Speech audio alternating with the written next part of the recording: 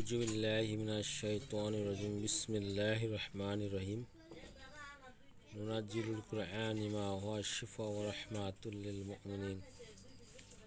সকল প্রশংসা সে রব্বুল আলামিনের, যে রব্বুল আলামিন আমাকে এবং সকল মানুষকে সৃষ্টি করেছে। সে রব্বুল আলামিনের প্রতি শুকর আদায় করি। সকলে বলে আলহামদুলিল্লাহ।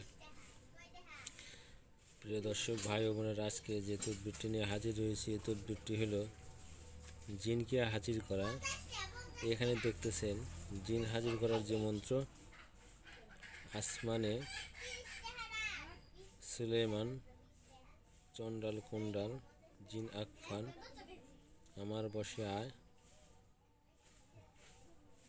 জল কর, জালাল কর, মহা ইন্দ্র জাল, আমার বাক্য ঠেলে জিন আকফান, মহাকালী সুলেমান নবী, আল্লাহর বাক্য, আল্লাহ। এইভাবে মন্ত্রটি আপনাদের পাঠ করতে হবে। এই মন্ত্রটি পাঠ করে 351 বার পাঠ করে মুখস্থ করে নিতে হবে। তারপরে এই মন্ত্র দ্বারা আপনি যে কোনো সময় জিনকে আপনি আয়ত্ত করতে পারবেন, হাজির করতে পারবেন। আসলে আমরা অনেক সময় অনেক জিনকে হাজির করতে চাই বা হাজির করে জিনকে কাছে আনতে চাই, জিনকে আনতে পারি না। আশা করব জিনকে কাছে আনার জন্য যে আমলটি সঠিকভাবে সঠিক নিয়মে করব, যাতে জিন আমাদের কাছে হাজির হয় এবং জিন দ্বারা বিভিন্ন ধরনের কাজকর্ম করতে পারবেন।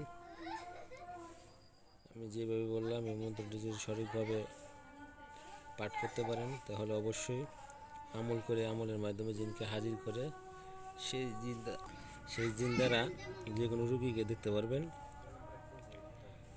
যারা আমার চ্যানেলটি সাবস্ক্রাইব করে না, সাবস্ক্রাইব করে দেবেন এবং এই তদবিরটি সুন্দর করে মুখস্থ করে জিনকে হাজির করে আপনি আপনার কাজকে সাধ্য করতে পারেন।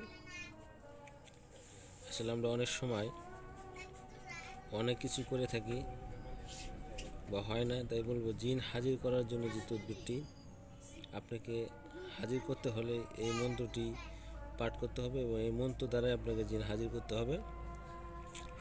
এটা 351 বার পাঠ করবেন।